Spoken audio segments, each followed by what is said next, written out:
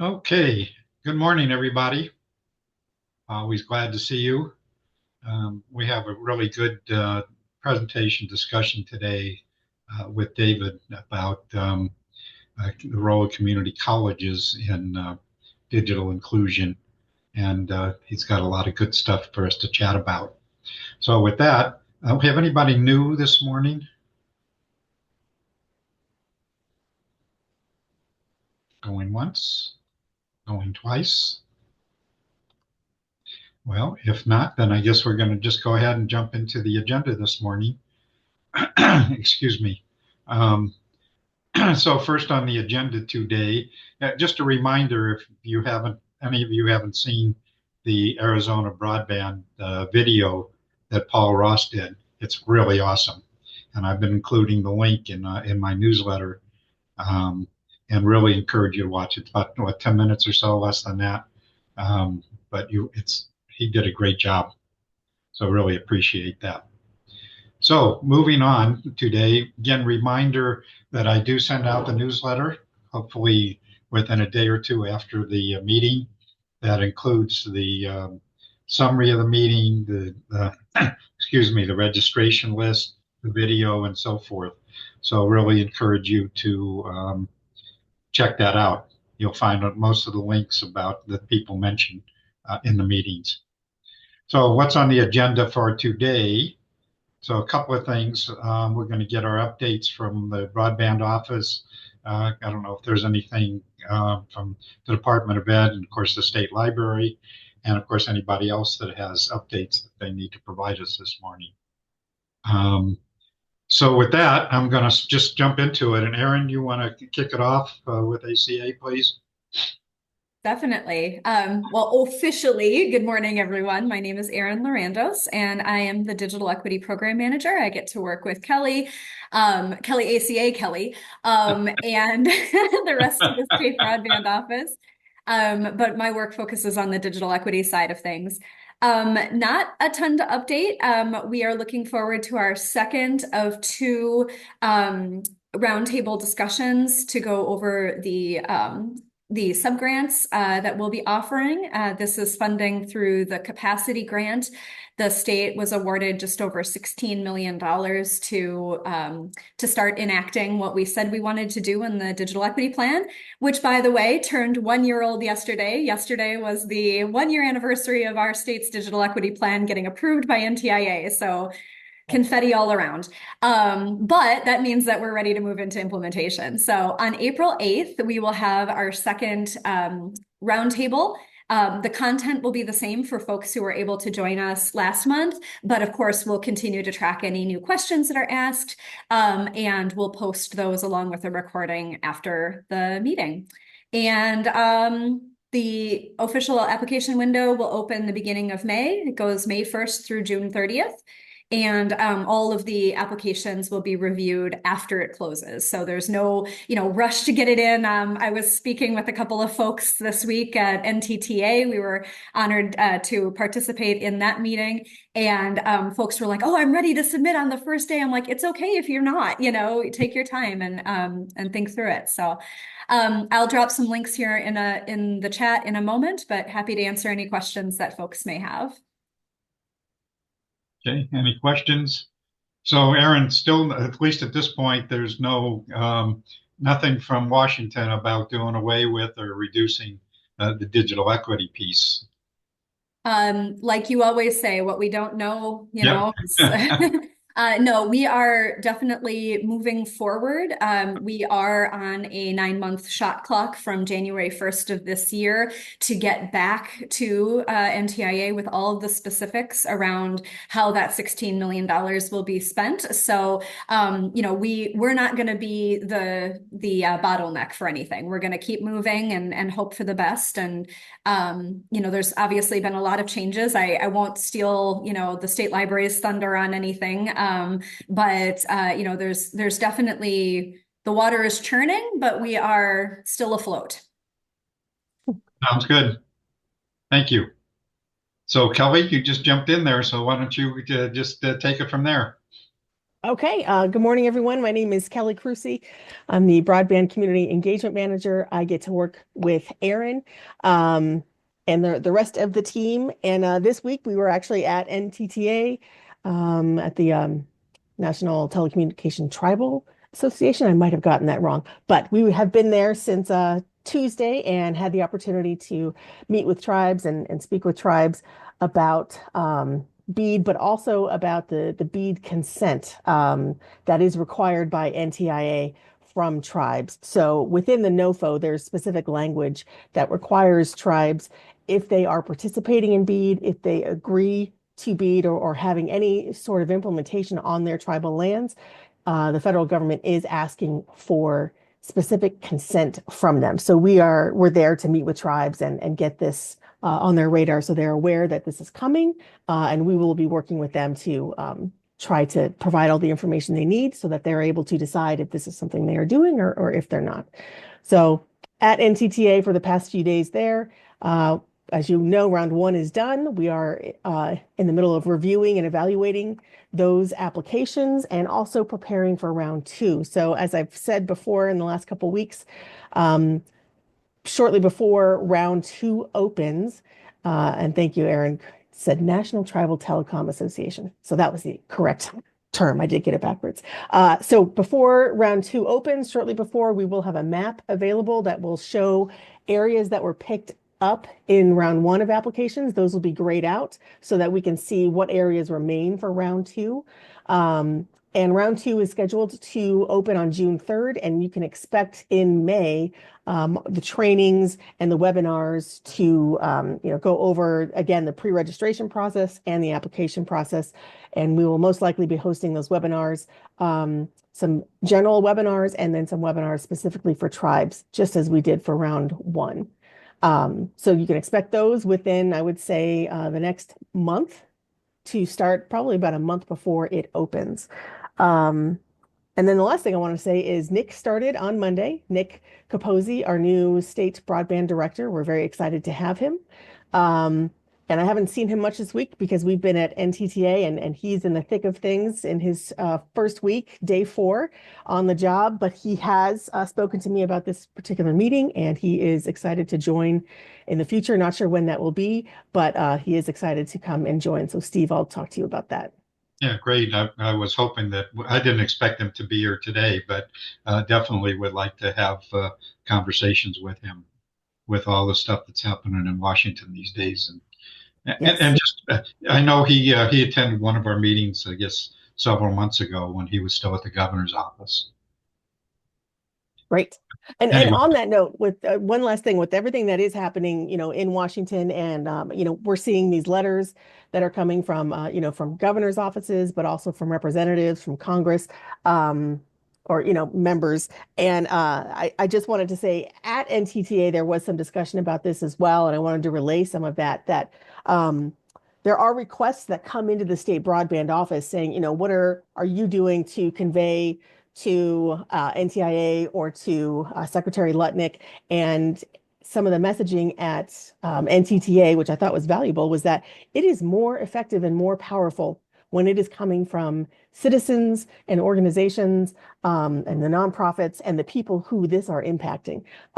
You have much more power in this, and your voice is much more powerful when you are working with your communities, your representatives, than when it comes from the state broadband office.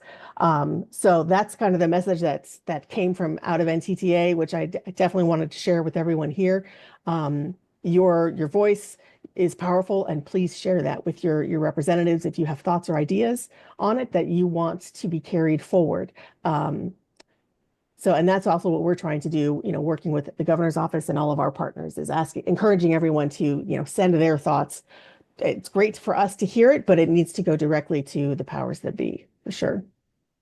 well, obviously, Kelly, and this is something that we certainly would like to have conversations with Nick about is so what is happening in terms of contingency plans. It looks pretty sure that there's going to be changes to BEAD, but we don't know for sure exactly what that is. We're getting some sense of that, and we'll talk about that a little more. But certainly would like to have conversations with with your office as we move ahead. Yes, understood. Okay. All right. Thanks, Steve. Good. Thank you, Kelly. Um, any questions for Kelly? Questions or comments? Okay. We haven't seen Nicole. I, Oh, go I'm ahead, Roy. sorry. Kelly, were you able to find any answers for what we talked about last? Yes, and I can send an email to you, but I did, sorry, I came and reported it back in this um, meeting. So your question was specifically like, when will you get access to the portal to be able to see, the details because the 30-day window is short. When will you be able to get access? So it does open June 3rd, but there will be details released earlier before the window opens that shows what areas will be available. And that will be a public map that shows areas that are available versus areas that were picked up in round one. Are you getting any feedback? Everything I'm seeing is that um, there's been a priority difference between what was originally proposed because of the number of people being covered by fiber that could be covered by fiber versus other technologies, that they were de-emphasizing fiber, or is there any push to lower the threshold where fiber is not going to be allowed and they're going to look at other technologies? Nothing has changed officially. And until I hear that things are changing, I'm sure, there are conversations happening and looking, at what we are hearing and seeing coming from Washington. But at this point, nothing has officially changed. So we are staying the course. And then, as I mentioned, Nick will be joining us in the near future. Nick Capozzi, our state broadband director. So those are great questions that can be asked. I think that he'll be able to join before round two opens for sure. But I can also get this information in an email to you, Rory, and then you can also follow up in an email to us. All right, I appreciate that. Thank you. Sure. Okay. Any other questions for Kelly? So this is a good time to make a transition to Mava, who follows what's happening in Washington as well as some of the other good work that the state library is doing and so forth. So Mava, you want to give us kind of an update? Yes, I was at NTTA too with all of the others who participated, and it was a very interesting um, 3 days. We had an exhibit table there as well, and so did USAC. USAC came down from Washington, D.C. to be there, and the Government Accountability Office, GAO, was also there, along with lots of vendors, and it was pretty interesting to see. There were a couple of fireside chats that were really interesting, discussing major things that are happening at Washington, D.C., like the USF reforms, the Supreme Court case, and also about, possible changes to BEAD, potential changes to BEAD, and stuff like that. Of course, it's all conjecture because we haven't heard anything, as you just heard from Kelly and Erin, that nothing has changed officially and everything is like up in the air until then. So we continue as we have been told to continue, and that was the major part of the BEAD discussion. The USF discussion was again on the case, the consumer case. For those who are new to this discussion, I won't bore you with the details, but it is just that the establishment of the very existence of USF fund was being questioned by Consumer Research. They challenged two aspects of it, that Congress may have violated the non-delegation clause by giving the power to FCC to set the amount for what the telecom service providers have to pay in and what is collected and what is distributed. And FCC may have violated by outsourcing that power to USAC, which is a private nonprofit group. So it seemed more as if the justices, and don't quote me on this, and things can change, that they were in favor of continuing the USF funds, and there may be um, some changes to the program, or a few clauses here and there that might change, but the impact that this would cause to the recipients of the USF funds was highlighted, and I think the justices really um, they heard it, and I think from all that we hear from the debriefing that Shelby did on it, it seemed like the people in the room seemed to say that the body language indicated that they were more in favor of or more against the consumer research challenge. So let's wait and see. The decision is expected around end of June. It may be one of the last decisions that we get out, so we've got to wait patiently to see what happens.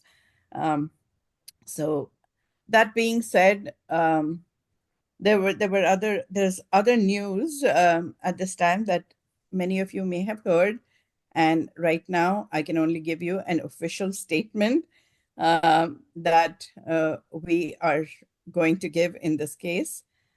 You must have heard that IMLS, all of the staff at IMLS have been placed. IMLS is the Institute of Museum and Library Services.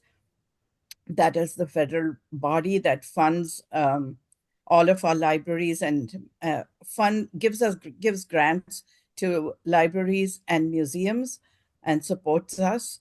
All of the staff at IMLS were placed on administrative leave for an unknown length of time, and all grants, all contracts have been suspended and ultimately may be canceled.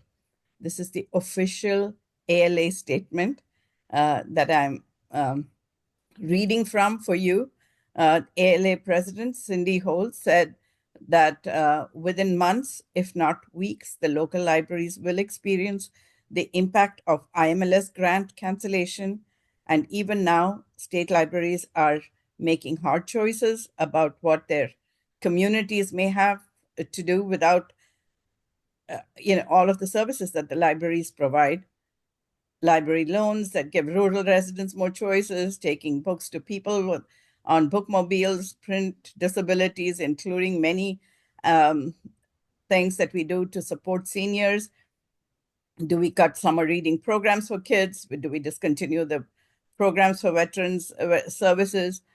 Or to small businesses, we have hard choices to make. They ask for your support. They ask for the IMLS staff. The ALA says that they are in full support of what IMLS has been doing, thank them for their services, and hope that things might change in the near future for us to continue offering the services that we offer. How has this impacted us at the State Library? Again, I'm reading from an official statement. At this time, we cannot predict how the recent executive order regarding IMLS funding might affect our future federal allocations. If there are more changes, you will see it on our website. And we urge you to go to the website, azlibrary.gov. We are going to keep updating what we hear. Who is And that? you can also see, refer to Secretary Fontes's statement that is on the website as well. He is totally disappointed. I'm reading again Secretary Fontes's statement. Secretary Fontes expresses deep concern and disappointment following the abrupt placement of staff on administrative leave at IMLS, leaving federal grants to local libraries in jeopardy. And these federal grants are basically tax dollars being put to work in a smart way to help people who paid them in. The reckless layoff of IMLS staff is a devastating act of sabotage This decision will ripple in many ways that could deny access to learning, legal resources, broadband support, and historical preservation to millions of Arizonans, especially those in rural, tribal, and underserved communities. I've instructed my office to look for all available options to keep these programs running. And I'm choking over it because I really feel upset. I hope we can continue doing what we do, but we're looking for your support. Well, as Back we to all you. know, that the libraries have been an absolutely important uh, resource for our communities and certainly in the digital inclusion space. So it's like everything that seems to be happening, a lot of not too happy news at the moment, but we'll wait and see. Anything else, Mala? No, no. We just closed the E-rate window on March 26th. And I want to say that the window, even though the window closed, the number of the total amount that the whole country has applied for is only 65% of the amount available. So even though the deadline is passed, I would still encourage those who are interested in applying to continue to apply. There is an appeals form that you have to sign to say why you applied late or give reasons for the late application, but it will still be considered in window if your appeal, and the appeal goes to FCC. If your appeal is approved, it will all of it will still be considered in window applications, and you will be treated as if you applied during the time. So those who have not applied but are interested in applying for E-rate, whether it's category 1 or most importantly category 2, because this is the final year that is being offered. I am not quite sure whether this will be offered again in the next 5-year cycle. This is the last year of the 5-year cycle. So those of you who are those schools and libraries that are still interested in applying for category 2, which is internal connections, when you receive bigger broadband to the door to your library or school, you do need to distribute it to internally to your classrooms and to the library. And that is category 2, and funding is still available for you on that category 2. Yes, Randolph. Go ahead, You're Randy. muted. You're muted.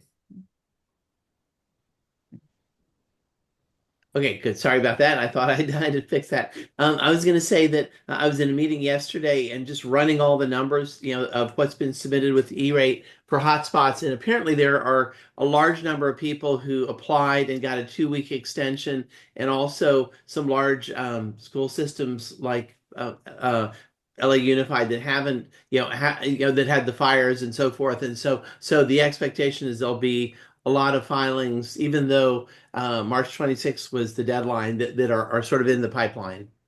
Right. Yes.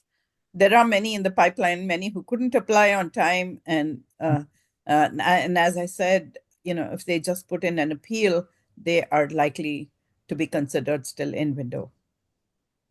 There's money left. There's money left on the table. That's what I want to say. Yes, Lucy. Okay, I'm off mute and you can hear me, I think. Yeah. Does any of that apply to the purchase of digital services? Category 2 E-rate funding? No, it's only digital services. No, category 2 is mainly things like cabling and antennas and Okay. Got it. Racks and things like that, switches, routers, hubs, Wi-Fi access points, those are kinds of things. Thank you. Okay, we're going to move on. I want to make sure we have plenty of time to hear from David and have a conversation with David this morning. And then we'll come back if we have time for other discussions. So I'm going to stop. Aaron had a question, Steve. Oh, I'm sorry, Aaron, go ahead. I just wanted to point out Michelle's question in the chat. Mala, she was wondering if you could speak about Connect Arizona. Yes. Michelle, sorry, I wasn't monitoring the chat. um, Connect Arizona, the digital navigators have, as of now, uh, that has been suspended. The digital navigators are not, as of 31st March, their services were terminated. But I hope this is only temporary. I hope we get the funding. I hope IMLS opens up or something. I'm just keeping my fingers crossed, like all of you, and hoping that we can get that service back on track, one way or the other. But currently, the Digital Navigator program has been suspended. Didn't know that. Mala, Thank you for any that other question. questions from Mala before we jump into a conversation with David? I worry that the people at the top aren't talking effectively because you've got this NTIB digital access stuff happening, and you've got this IMLS, library stuff happening, and then, the E-rate at the Supreme Court. It's just like, it's so frustrating. So sorry. I've been tracking Aaron from your post yesterday on LinkedIn, and it's just like I feel your pain, and I'm not even in the mix with you and Mala. It's ridiculous. But sorry, had to just voice that. Thank you. Thank you for your support. Verbal prayers, everything matter. And I really don't know what else to say. I think things are not going the way we would like it to go, and the right hand is not talking to the left hand, or I mean, right hand is not working with the left hand, and we're trying so hard to reach the rural communities, to bridge the digital gap, and ways that we've been trying out and that have been successful. But let's wait and see what happens. We need to move on now. I want to make sure we have time for a good conversation with David. It's obviously not great times. Megan, do you have anything else you want to add to the sadness of that? No, thank you. I think Mala covered it. We are disappointed, and we're very hopeful that we will be able to relaunch the service, but we're just waiting to hear more. Thank you. Okay, thanks, Megan. I haven't seen you in a long time. I know. Good to see you again. Anthony, do you have anything else you want to add? No, I would just echo what everyone else has said. We're hopeful that we'll be able to reopen the service at some point. Okay, let's move on then. David, I'm going to highlight you. Spotlight for everybody. There you go. So I want to introduce David Borofsky, who is the Executive Director of the Community Colleges Coordinating Council. Is that the correct title, David? Mm-hmm. Great. So yes. Really pleased to have David here. I've had, some of you have heard me talk before about the importance of community colleges in looking at digital equity, and had some conversations. And David, I know you want to do a disclaimer before we jump too much into the discussion. So I'm going to turn it over to you and let you do your thing, and go ahead with your disclaimer also. Okay. First of all, thank you for inviting me, Steve, to have this conversation. I am the Executive Director of the Arizona Community College Coordinating Council, much easier to say AC4. We are made up of the 10 public community colleges in the state of Arizona, and I work with both the 8 presidents and the 2 chancellors in Maricopa and Pima County, as well as excuse me, all 10 district governing boards. So I have kind of a dual role here in Arizona. The disclaimer that Steve and I talked about, one of the exciting things about being the executive director of the community colleges is I don't get to make any decisions. I get to make suggestions and build partnerships and talk with folks and rely on 50 years of service to the higher ed world to make what I think are some sound recommendations, but the ultimate decision about what we do rests with each of the colleges. As many of you know, because you have lived in Arizona likely for a long time, the governing board, the state governing board, higher ed governing board, was disbanded somewhere around 2007, 2008. The Arizona Board of Regents still manages the 3 public universities, but the community colleges, including the 2 tribal colleges, really are truly in the Wild West. So each board gets to make the decisions for their communities in a way that they think best fits where they live. That's the bad news. The good news is that over the last couple of years, maybe over the last 10 years, we really have worked hard in Arizona to coordinate with the 2 urban colleges in Maricopa and Pima County and the 8 rural colleges around the state in a way that is, we hope, effective for first and foremost students, and secondly, the communities that these colleges serve. As community colleges, we do cover the entire state, everywhere, all 15 counties. And so we have lots of interest in improving not only the students' lives, but the communities as well. And just before I jump into a couple of other things, let me just say the previous conversation was both sad and frankly irritating. You will find as you get to know me, I get sometimes to be a little bit blunt. And so I apologize for that a little bit. But what is going on, not only in your world and in the digital world, in the library world, and I've got library cards in at least 3 communities in this state. And I have 2 grandchildren and spend a lot of time in the libraries with them. And it is just indicative of a total misunderstanding of the needs of the people of this country. And we're dealing with it in higher ed. I'm not going to get into that today, but there's just so much going on everywhere, and it's all based on misinformation and lack of, in my opinion, caring about all of us who continue to pay taxes and continue to attempt to eke out the kind of life that we want, not only for ourselves, but for our children and our grandchildren. So that's my political statement. I'm not ashamed of it, and I say it in lots of places, including the governor's office, whom I meet with every couple of weeks. So how can we help with broadband and digital equity and inclusion? That is something that I need to hear from you. We do have a position on the Broadband Council, and I know that the new director will be bringing that group back together again. Our representative is Dr. Eric Heiser. He's from Coconino Community College up in Flagstaff. He replaced Chado Hazelbaker, who was at Northland Pioneer College and left to go to Colorado.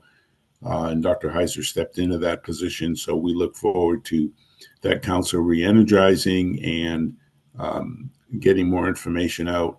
We obviously have lots of rural counties that we deal with, from Yuma to Apache to Cochise to Mojave to Yavapai.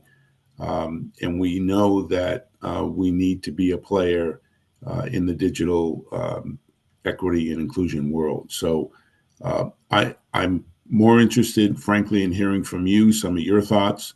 I'm a paper and pen guy, so I've got my pen and pad ready, but would like to hear from you.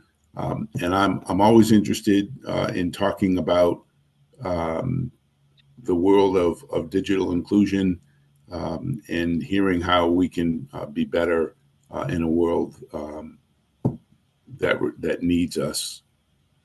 So with that, I'll just open it up. So let me make just a couple of quick comments, and then we'll just open it up for open discussion.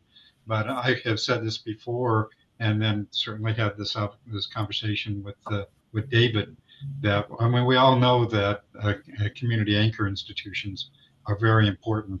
And in my opinion, will become even more important as we move ahead here. That I think there's a number of challenges, particularly not so well, speed, of course, is an issue, but I think more in the digital inclusion space. That I think there's a number of challenges. We, as you all know, we have a lot of great small organizations here in the state who's doing some great work. Um, but many of them have challenges about being able to write grants, and community colleges have an infrastructure to do that, whether they can or will. And of course, they're going to be in the same situation of what's their environment going to be like in the coming year. But I do think that they have an opportunity to provide some infrastructure and opportunities to build partnerships and relationships for our future grants in the digital inclusion space. Related to that, the community colleges have multiple audiences.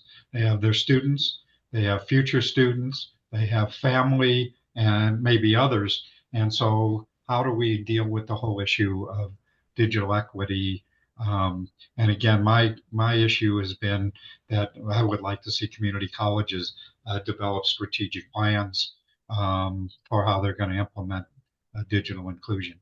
So that's my comments, and I'm going to shut up now. And anybody else who has thoughts and want to give David any feedback or input, please go ahead.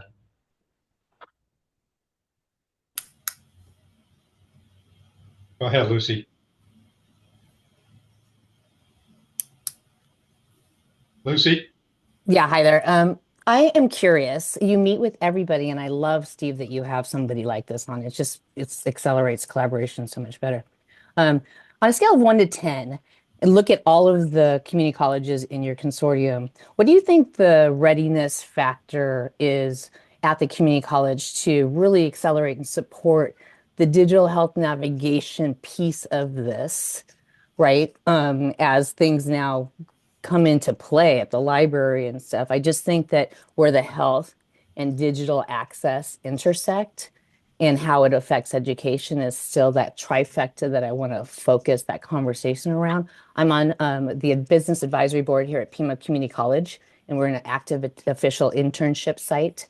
And so, like, what is the state of play at the community colleges? Are you guys seeking enrollment? Is enrollment shrinking? Is there something that we could potentially offer up and pull together so it's a win-win-win and like point people towards the community college as a way to try and address these issues from a workforce development standpoint, and then also from kind of a healthy workforce development standpoint? So I'm smiling, Lucy, because I really appreciate your question and your comment. And I don't know if you all want to stay on for the next 4 hours, because that's how long it would take me to answer that question. But let me give you the kind of the high level answer. First of all, I'm excited. I've been to probably 8 board meetings in the last 4 weeks. Some I go Zoom, some I go in person. And with one exception, community college enrollment is up. It's not up 20%, but it's up 3 or 4%. So we're starting to see some rebound from COVID. It's taken a while to get there, and I think it will continue to grow as well. And one of the reasons, there are a couple of reasons we're seeing that enrollment increase. And then don't let me forget to come back to health for a minute. But one of them is the great work that colleges are doing with the K-12 school districts in dual enrollment.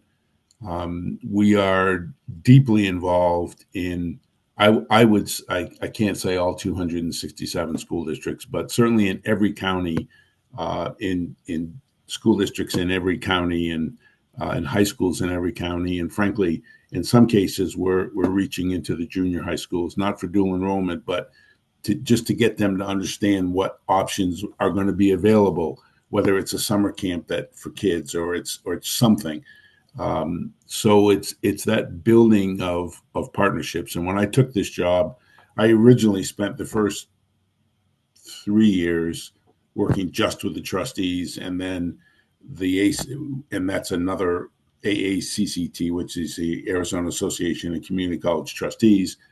when the executive director of AC4 left, they asked me to do both jobs.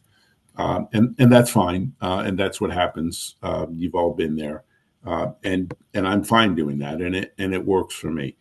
But the focus has really been on the dual enrollment and the workforce development. We have a group of either deans or vice presidents, depending on the college and the title, workforce development folks who gathers with OEO quarterly. And that group meets either in person or online, and sometimes it's a hybrid.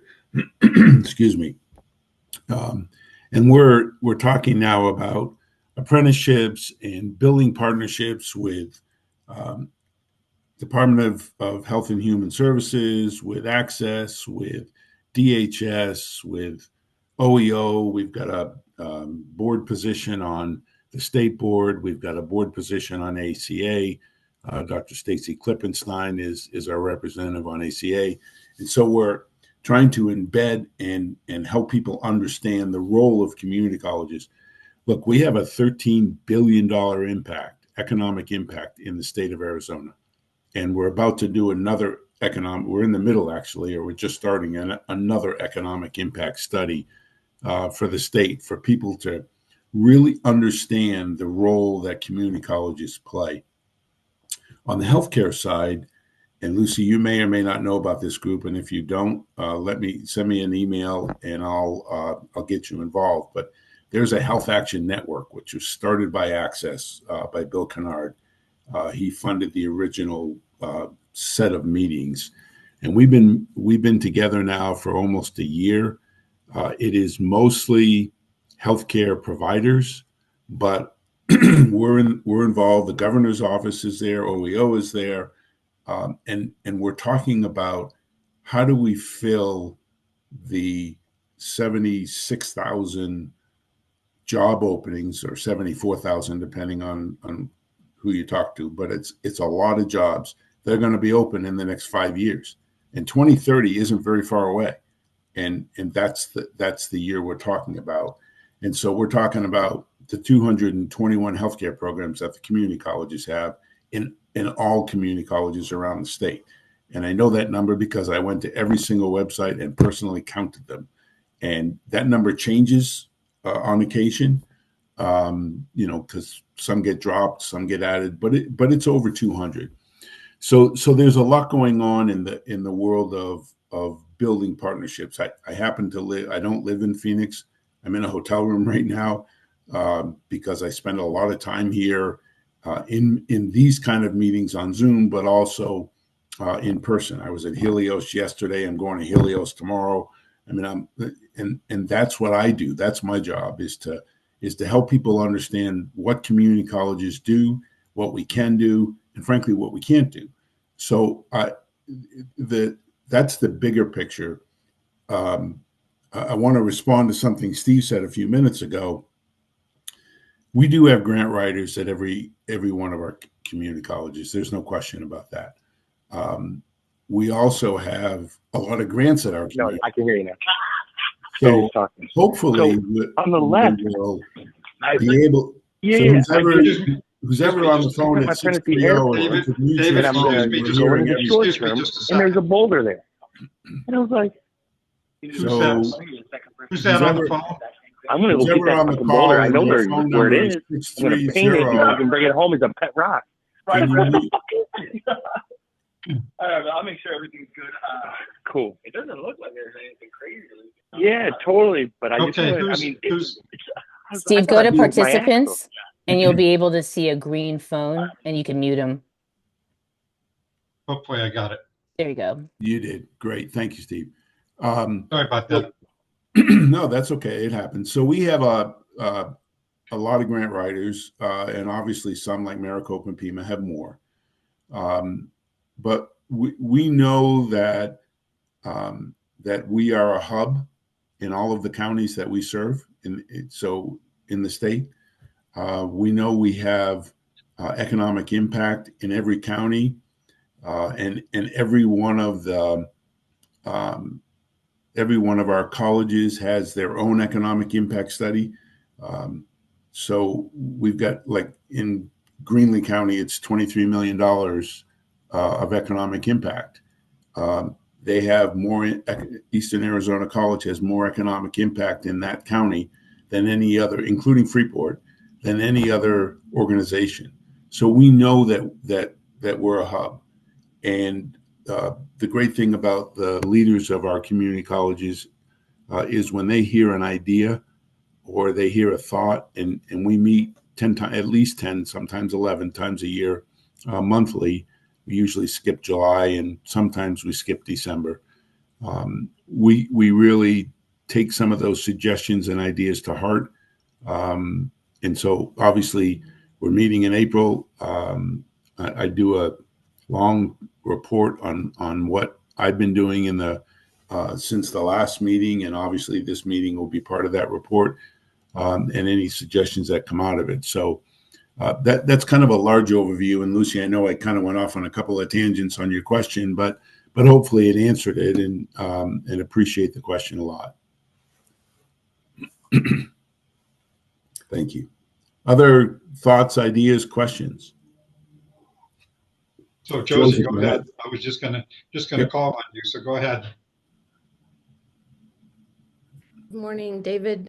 I'm Josie Milliken, Dean of Distance Education at Pima Community College. So what you were saying about the enrollment growth rings true, particularly in distance education. Prior to the pandemic, we were about at 30%, and now we are at about 50% of online enrollment. So digital equity, digital skills, digital literacy is more important than ever. And so I would love to hear from you in terms of some, like a specific way you see community colleges, like Pima community colleges, supporting the digital literacy efforts, making use of grant money. We do have a grant office at Pima Community College, and of course, like you noted, and there are a lot of grant opportunities out there, and they can be very particular about what they devote their time to, because it's such a responsibility. And I think I would love to know, like, specifically how you see a college system like Pima supporting this. Like, would it mean providing centers on our 5 campuses or additional locations for people to come and build digital literacy skills, like at the basic level or all along the continuum to information literacy? Or what shape do you see for that? I'm asking because it will be very helpful for me to take that back and share it with leadership. So, Josie, you're at a disadvantage for a couple of reasons. One, I lived in Pima County for 7 years, and I have spent a lot of time at Pima College in this particular role with your leadership team and your executive leadership team, and also with your board. I know your board pretty well. So when I make these suggestions, Ian Rourke or Jeff Nasty are going to say, he wants you to do that. So take a little bit what I say with a grain of salt. I think that what we have seen work really well in the state, specifically with the workforce folks, and actually Ian and Amanda Abens have been a large part of this, is to collaborate on grants rather than trying to write 10 separate grants. So in the workforce space, for example, Ritika Dewan from Arizona Western College out in Yuma has taken a lead role along with Ian before Ian became the interim provost, but when he was the head of workforce, have worked together to develop Ready Tech Go, which is a workforce focus and a workforce development program with advanced manufacturing and now cybersecurity and a couple of other programs. What I'd like to see, honestly, is the deans of distance ed or the vice presidents in charge of that. And every college, as you know, has a different title and a different person. In some colleges, they wear multiple hats. But if you are not organized as a subgroup of AC4, like the provosts are, like the vice presidents for student services, the workforce folks, I'd like to see that happen, because what will happen is Pima will get notification from either the feds or Lumina or the Aspen Institute or somebody of a program that is grant funded as it relates to digital equity or anything else. And without having the knowledge of the different folks that could potentially collaborate on that, it becomes a 3 or 4 step process. So people will reach out to me, I'll reach out to the CEOs, the presidents and the chancellors, they'll reach out to their people. And by the time we get around, we've wasted about 3 weeks. So if you don't have so from a higher level organizational perspective, if there isn't, and I don't think there is, and I can talk about this at AC4 in a couple of weeks when we meet, but if there is not an organization that is for your focus, the focus of distance ed, and there will be subcategories underneath that, of which digital inclusion and equity and broadband access is going to be another one, because, by the way, Yavapai is at 40% of their students are distance ed. It's the figure I heard at their meeting a couple of weeks ago. And I suspect that everybody is in that 30 to 55 or 60%. So it's a great question, and it's one that that I don't want to sit and say, I think you should be doing X, Y, and Z. But what I think we should be doing is getting the people in the room who are dealing with the same kinds of things that you're dealing with, and you tell us what you want to do. That's what the workforce development folks do. We don't tell them what to do. They send their goals to AC4 every year to be approved. Well, I'm good for right now. Discussed and approved. And we go to what we're going to do and how we're going to do it. So I don't know if that helps. Okay. But if there are any follow-ups, that I'm happy to answer that before we get to Aaron. Thank you. So am I understanding correctly that sort of the organizational structure prevents quick, they're from being a single point person or a quick action? No, not really. I mean, if you get a request to write a grant, and you know that Central Arizona can help or that Yavapai can help, there's nothing saying you can't reach out to them directly.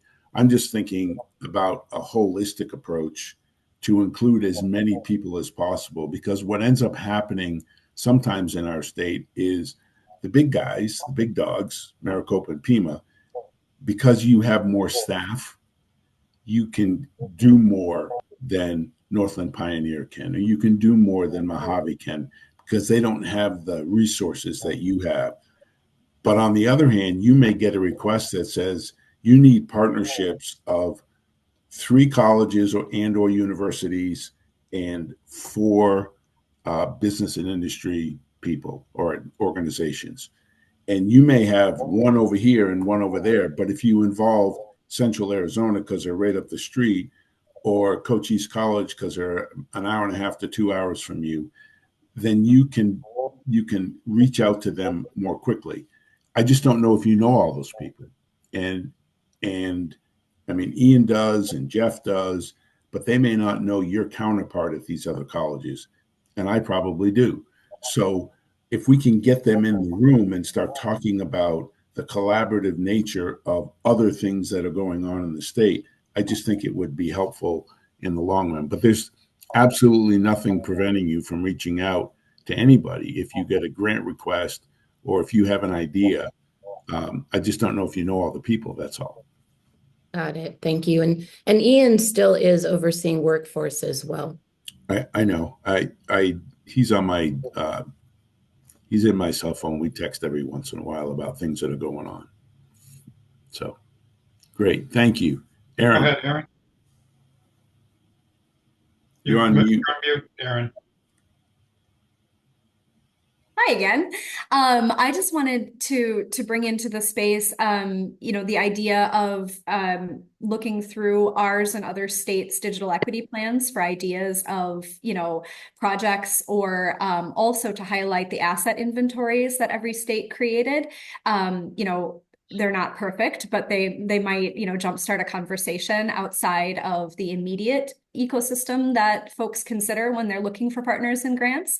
And not to say that the ideas that are put out in there are the only ideas, but I find, that looking at examples like that from our state and other states might get the wheels turning, when you're considering the projects that you might go for.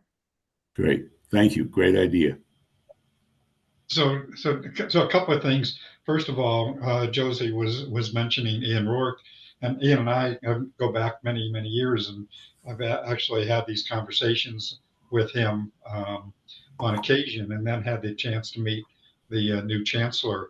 And actually, I got to David because Carla Morales, who many of you know is a vice president for the Arizona Technology Council down here in Tucson, who is also a new board member for Pima Community College, met David and referred him to me, or me to him, however the case might be, and is what really started this conversation.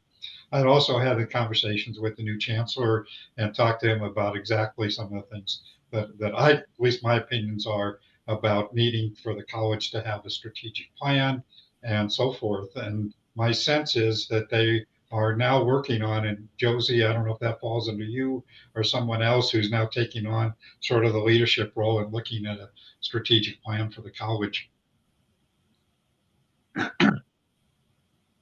But in the meantime, so I would like for us to schedule, David, an additional meeting with you outside of this meeting, or maybe we'll do it in another one of these meetings, is to have further discussion about what's the best way to partner with you. I mean, I'm interested in how we can communicate, and maybe that's just through you, with the presidents of the other community colleges, and have this same kind of discussion, or whatever your thoughts are. I certainly don't want to get out of line here. And so I think that was sort of my interest in talking with you, is how do we best collaborate with your organization and be able to share the interests that we have. And maybe that's just you presenting to them, or however you might think is appropriate.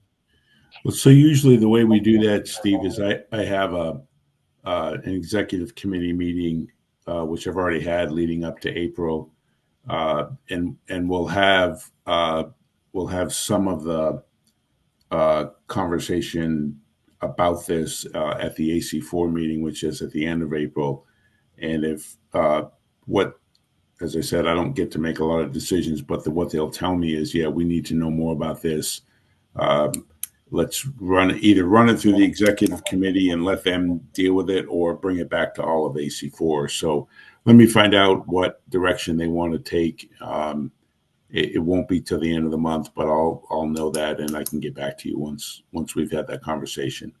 That'd be great. So Aaron, can you again remind people about what the timeline is for people to submit digital equity grant requests? Definitely. So our subgrant window will be open May 1st through June 30th. However, the requirements in the application is actually posted now. So you can do your homework ahead of time if you're so inclined, and take a look at that. And not all of the goals and objectives in the digital equity plan are up for subgrants, but when you go into the application, you'll see which ones are. Most of them are. There are just a couple of projects and programs that we're running out of our office, or require other things to be further along, like the BEAD side of things, before we can attack them. So let me know if there's any questions, but I've heard that the application is pretty straightforward. So so let me know. So David, just a couple of thoughts. One is that in many cases, there's a time window here that's really important. I know Josie asked the other day, I sent her the information about the grants, about the digital inclusion grants. And I don't know if other folks at the community colleges are aware or have been paying attention or whatever, or you may know more about that than I do. But that is kind of a critical timeline. And then the other issue now becomes, and you heard from Mala, the situation with the libraries, who have been a critical resource for digital inclusion, and they may not have the capacity to do what they did in the past. And so that again then places a question on what can community colleges do, and we've got some critical windows happening pretty quickly. So I just want to put that out there for us to think about. Well, I had already written down the dates when Aaron spoke the first time. So one of the things I often do, in fact, I sent one this morning about something entirely different than this conversation, something that I had received. So when I get things that the AC4 needs to know, they just get an automatic email from me. So what I'll do is send the May 1st to June 30th window to them, so they're aware of it, along with someone just put, and I didn't see who, but thank you, the digital map in the window or in the chat, which I now have up on my computer. So I can add that to the list as well, and just again make them aware of it, and let them know that this is something that they should consider. They get to make that choice, obviously, and we'll have this conversation, as I said, again at AC4 in April. But so because the window, is a 3-month window, so they'll have some time to deal with it. So we will certainly get them the information so they can make that decision, and also find out who of their partners would like to be involved. I mean, we have community colleges, for example, who are in insurance trusts, health insurance trusts with cities and counties in their service area. So they already have those kinds of relationships and partnerships. And this may be another way, whether it's to help the IMLS or it's to help the digital access or whatever. And most of most of our CEOs are pretty astute as to what's going on in their particular areas and how some of the decisions coming, and I'll put decision in quotes, coming out of DC are affecting institutions in their areas. So, of course, David, anything we can do to help, to partner, share information, meet with your folks, have separate subcommittee groups, whatever makes sense for you, we're certainly here to collaborate with you. Appreciate that. I really do. And I appreciate everybody's thoughts and ideas. And we'll take some of your information that you have shared, not only in my conversation, but also the earlier one about IMLS, take that forward. Okay, great. Thank you, David. Thank you for being here today. Look forward to continuing our discussion and collaboration. Great. Thank you all. Any other questions or comments for David before we're actually getting pretty close to the end of the meeting here? Okay.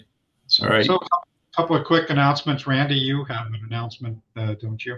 Yeah. So we've had a lot of discussion of satellite over the weeks and months, and we just released a 25-page LEO satellite white paper, and it goes over lots of use cases, calculation of capacity, regulatory stuff. So I dropped a link in the chat, and if you have any interest whatsoever in the topic, it should be a really good read. It also calculates numbers by state and by county. So there's a data pack you can just download for free that lets you think in great specifics about it. So the link is in the chat. And I also included it in our newsletter, so just FYI. Any other comments, questions, updates that people want to share before we officially end the meeting today? Going once, going twice. I believe we heard Kelly. You're Kelly Mukherjee. You're kind of quiet today. Oh, I mean, there were so many great things that happened. I shared in the chat. Kelly Mukherjee from ASU's Enterprise Technology run a program called As One. We have Broadband Maps, a storytelling initiative.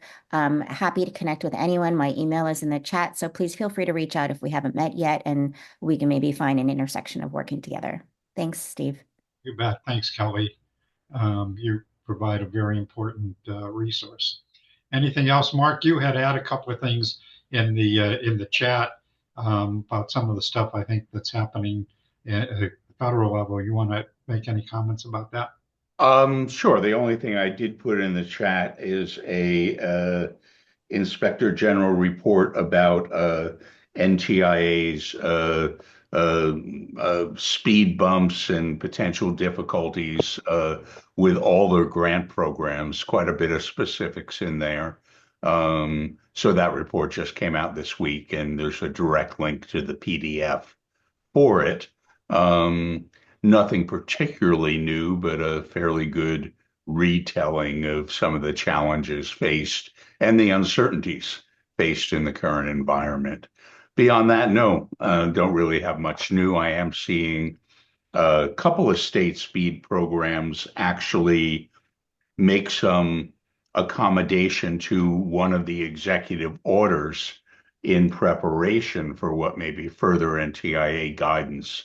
For example, in Alaska, where I'm working on a BEAD application, the state broadband office put a 30-day executive order impact review hold on their open NOFO, and already in anticipation or in reading of that executive order eliminated, it was subtractive.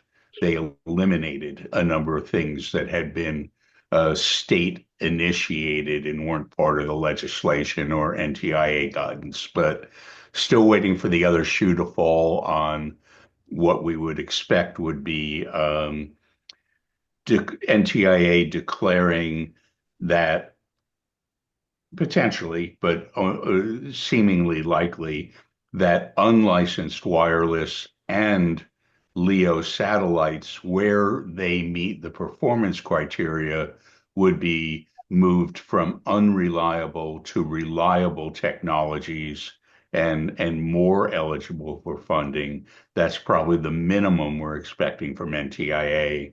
The maximum goes well beyond that to, taking the thumb off the scale a bit more for fiber and either jerry-rigging the high cost threshold or changing the rules in a way that force states to reset and revisit and reissue their NOFOs and abandon current process. Obviously, we're all hoping that that is not the case, that the NOFOs that are moving can keep moving. I did just see on Benton that 115 state legislators, a bipartisan group of state legislators, issued a joint letter to NTIA asking for exactly that. Don't slow down BEAD, but the shoe is yet to drop. Yep, it can be a lot of changes, and we'll just kind of have to wait and see what that looks like. Lucy, do you have a question or comment? I just put in chat last week. I had mentioned that we wanted to host the Health and Education Task Force for anybody on this group that wants to go deeper into health and education. I couldn't start it this week, but I did create the group, and I will host, a weekly, a bi-weekly. There's a link in there. Thursdays at 3. I shifted Mala if she's still on because that was her availability. But I'm happy to host anybody who wants to join a deeper conversation on health education as it relates to broadband for better collaboration and outcomes. So Lucy, can you send me a paragraph or two about what you're trying to do, the time, links, all that kind of good stuff, so I can share it with our folks? Yep, perfect. It's Okay. kind of on the opening deal of that link. But happy to give you a little intro and you can circulate it. I was going to push it out to the group email on that, but I was thinking I'll just mention it on the call. Yeah, and then I'll include it in my newsletter so that people will have the information links and all that kind of good stuff. Perfect. Okay. So anything else anybody wants to share?